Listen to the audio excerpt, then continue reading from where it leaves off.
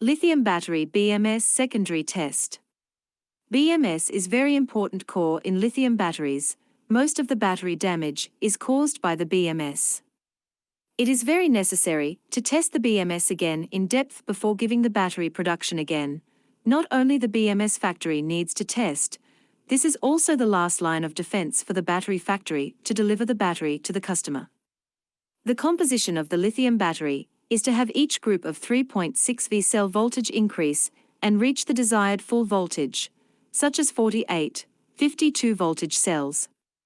We connect each set of voltage detection lines on the BMS to the test instrument. For example, if a 36 V battery is composed of 10 groups of 3.6 V cells, there will be 10 sets of voltage detection lines on the BMS, and the BMS cell voltage detection is sequential, and each cell voltage detection line should be connected to the corresponding position of the battery. Here the BMS test apparatus will replace the battery pack. Adjust the parameters on the test equipment.